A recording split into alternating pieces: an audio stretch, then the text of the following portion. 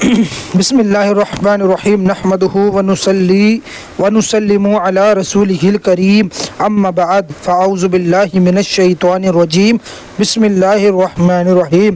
السلام علیکم بھائیو، کیسے ہیں آپ سبھی لوگ؟ امید کرتا ہوں اچھے ہوں گے۔ اللہ تعالیٰ سے دعا کرتا ہوں اب اچھے ہی رہیں۔ جیسا کہ آپ سبھی کو پتہ ہے، ہم پڑھ رہے ہیں اللہ تعالیٰ کے بارے میں سوال جواب، اور الحمدللہ ہم نے بہت سی چیزیں جانی، اور آج الحمدللہ کچھ اور نئی چیزیں ہم جانتے ہیں اللہ تعالیٰ کے بارے میں، ہمیں کیا عقائد رکھنے چاہیے اور کیا نہیں رکھنے چاہیے۔ تو آئیے، سوال ہے کہ اللہ پاک کے بارے میں ایک مسلمان کو جو عقیدہ ہونا چاہیے، اس کی معلومات نہ ہونے کی وجہ سے کسی نے یہ جملہ میری قسمت میں شاید اللہ پاک کچھ لکھنا ہی بھول گیا ہے، کہا تو پھر کیا حکم ہے؟ جواب، لا حول ولا قوت الا باللہ۔ اللہ کریم بھول سے پاک ہے، وہ بھولتا نہیں۔ جو جملہ کہا گیا اس میں ایک ضرورت دین کا انکار پایا جا رہا ہے جو کفر ہے۔ اللہ اکبر۔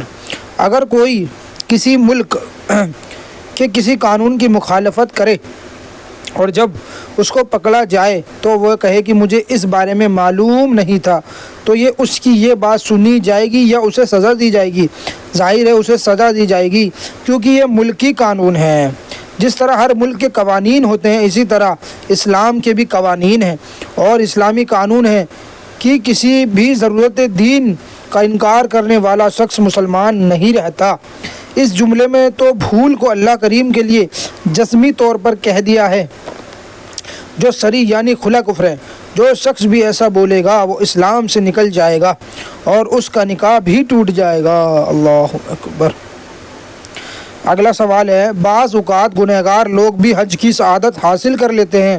اگر کوئی ایسے شخص کے بارے میں کہے کہ یہ تو ایک وقت کی نماز نہیں پڑھتا، بڑا گناہگار آدمی ہے، اس کو حج کی توفیق مل گئی، دیکھو اللہ کیسے کو بلا لیتا ہے، اور ہم تو نمازیں پڑھتے ہیں مگر اللہ ہم کو نہیں بلاتا، ایسا کہنا کیسا؟ اچھا جی، اگر ان معنوں پر کہتا ہے کہ اللہ پاک گنہگاروں پر بھی مہربان ہے اور انہیں بھی بلا لیتا ہے، جبکہ بعض اوقات نیکوں کو بھی نہیں بلاتا، یہ اس کی مرضی اور بے نیازی ہے، تو ایسا کہنے میں حرج نہیں۔ اگر معاذ اللہ اعتراض کرتا ہے کہ اللہ پاک انہیں کیوں بلاتا ہے، اسے چاہیے کہ نیکوں کو بلائے، تو ایسا شخص کافر ہو جائے گا۔ اللہ اکبر، کتنے باریک مسئلے ہیں۔ اللہ اکبر۔ سوال ہوا، اللہ وارث کہنا کیسا؟ جواب، اللہ وارث کہنا صحیح ہے، کیونکہ اللہ پاک کا ایک صفت نام وارث ہے۔ اگلا سوال ہے، کسی کے ساتھ اگر کچھ ہو جائے تو وہ کہہ دیتا ہے کہ اللہ پاک نے میرے ساتھ ظلم کیا، معاذ اللہ، ایسا کہنا کیسا؟ جواب، استغفر اللہ، ایسا کہنا کفر ہے۔ اللہ پاک کو ظالم کہنے والا مسلمان نہیں رہتا۔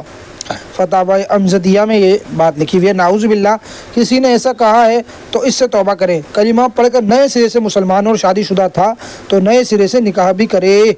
کسی کا مرید تھا تو اب دوبارہ جس جمع شریعت پیر سے چاہے مرید ہو جائے۔ اللہ کریم ایمان سلامت رکھے، آمین۔ اگلا سوال، اپنے آپ کو سچا ثابت کرنے کے لیے بعض لوگوں کو یہ کہتے ہوئے سنا ہے کہ اللہ کو حاضر و ناظر جان کر کہہ رہا ہوں، ایسا کہنا کیسا؟ علماء کرام نے اللہ پاک کے لیے حاضر و ناظر کا لفظ استعمال کرنے سے منع فرمایا ہے۔ حاضر و ناظر کی جگہ اللہ پاک کے لیے سمیع و بصیر کا لفظ استعمال کیا جائے۔ اسی طرح حلف اٹھوایا جاتا ہے، یعنی قسم لی جاتی ہے، اس میں بھی اللہ پاک کے لیے حاضر و ناظر کے الفاظ استعمال کیے جاتے ہیں، جو شرعاً ممنوع اور غلط ہے۔ حلف اٹھاتے وقت یہ الفاظ کہے، میں اللہ پاک کو سمیع و بصیر جان کر کہتا ہوں۔ سبحان اللہ، دیکھیں کتنی بہترین معلومات ہمیں ملی ہے کہ اللہ تعالیٰ حاضر ناظر نہیں، اللہ تعالیٰ سمیع و بصیر، حاضر ناظر تو ہمارے حضور ہیں۔ سوال، لوگ کہتے ہیں کہ جب اللہ پاک کو دنیا میں نہیں دیکھ سکتے تو قیامت میں کس طرح دیکھیں گے؟ جواب، جنت کو بھی تو ہم نے دنیا میں نہیں دیکھا اور اس کے علاوہ بھی بہت کچھ نہیں دیکھا، مگر ہم ایمان لاتے ہیں، تو اب جب اللہ تعالیٰ پاک چاہے گا ہم جنت بھی ضرور جائیں گے۔ اللہ پاک کی عطا سے محبوب کے صدقے جب ہم جنت میں جائیں گے تو وہاں سب سے بڑی نعمت اللہ پاک کا دیدار ہے، وہ بھی اللہ پاک کے کرم سے عطا ہوگا، اور جیسے اللہ پاک چاہے گا ہم ویسے اس کا دیدار کریں گے۔ اس بارے میں عقل کے گھوڑے دوڑانے کی ضرورت ہی کیا ہے؟ سبحان اللہ۔ اگلا سوال، کیا نبی اکرم صلی اللہ علیہ وسلم کے علاوہ کسی نے اللہ پاک کا دیدار کیا ہے؟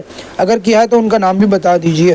جواب، جاگتی حالت میں سرکار صلی اللہ علیہ وسلم کے علاوہ کسی نے بھی اللہ پاک کا دیدار نہیں کیا، اور آپ کے علاوہ کسی اور کے لیے دنیا میں جاگتی آنکھوں سے دیدار محال ہے۔ البتہ خواب میں اولیاء کرام کو زیارت ہو سکتی ہے، اور ہوئی بھی، جیسا کہ حضرت امام اعظم ابو حنیفہ رضی اللہ عنہ کو خواب میں 100 بار اللہ پاک کا دیدار ہوا۔ سبحان اللہ۔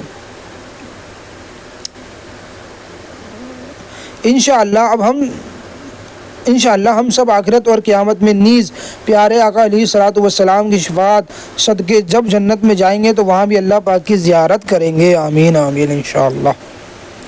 اگلا سوال ہے، اللہ پاک کی دعا سے یہ کام ہو گیا کہنا کیسا ہے؟ بہت لوگ یہ کہتے ہیں کہ اللہ پاک کی دعا سے ہو گیا، اوپر والے کی دعا سے ہو گیا۔ زیادہ تر غیر مسلم لوگ کہتے ہیں، ویسے مسلمان تو نہیں کہتا، مسلمان تو کہتا ہے اللہ پاک کے کرم سے، لیکن کچھ جو لا علم ہے وہ کہہ دیتے ہیں۔ تو اس کا جواب کیا ہے؟ اللہ پاک کی دعا سے سب ٹھیک ہے وغیرہ اس طرح کے جملے لوگ جہالت کی وجہ سے بول رہے ہوتے ہیں، یہ جملہ نہیں کہنا چاہیے۔ اللہ اکبر۔ اللہ پاک کی بارگاہ میں دعا کرتے ہیں، اللہ پاک کسی سے دعا نہیں کرتا، اللہ پاک کی ذات سب سے بڑی ہے اور سب کو وہی دینے والا ہے۔ لوگ آپس میں ایک دوسرے کو بھی کہتے ہیں کہ آپ کی دعا سے سب ٹھیک ہے، آپ کی دعا سے فلاں کام ہو گیا، یہ جملہ تو یہ کہہ سکتے ہیں کہ، لیکن یہ کہنا کہ اللہ پاک کی دعا سے یہ کام ہو گیا درست نہیں ہے۔ اللہ اکبر۔ سوال، اللہ پاک کو دعا میں سخی کہنا کیسا؟ دعا اور دعا کے علاوہ بھی اللہ پاک کو سخی کہنا منع ہے۔ اللہ اکبر۔ اللہ پاک کو سخی کہنا کے بجائے جواد کہنا چاہیے۔ پیارے آقا علیہ الصلوۃ والسلام کو سخی کہہ سکتے ہیں۔ سبحان اللہ۔ فلاں کام میں کر دوں گا باقی اللہ مالک ہے کہنا کیسا ہے؟ اس طرح کہنے میں کوئی حرج نہیں۔ اس کا مطلب یہ نہیں کہ جو میں کروں گا اس کا اللہ مالک نہیں ہے، بلکہ یہ معنی میں ہے کہ فلاں کام کرنے کی کوشش میری طرف سے اور تکمیل اللہ پاک کی طرف سے ہوگی۔ جیسا کہ ہم کہتے ہیں کہ نیکی کی دعوت دینا ہمارا کام ہے اور ہدایت اللہ پاک دے گا، چونکہ ہر شے کا مالک اللہ پاک ہے۔ اگر کوئی اپنے قلم کے بارے میں کہے کہ یہ قلم میرا ہے تو اس کا مطلب یہ نہیں ہوتا کہ اللہ پاک اس کا مالک نہ رہا، بلکہ اس کا حقیقی مالک اللہ پاک ہی ہے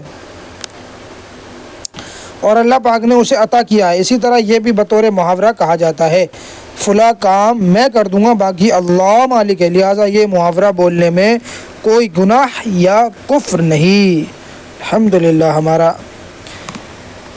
پہلا سوال مکمل ہوا۔ انشاءاللہ کوشش کریں گے کہ اگلی جو ویڈیو آئے اس میں یہ سوال مکمل کر دیں گے انشاءاللہ۔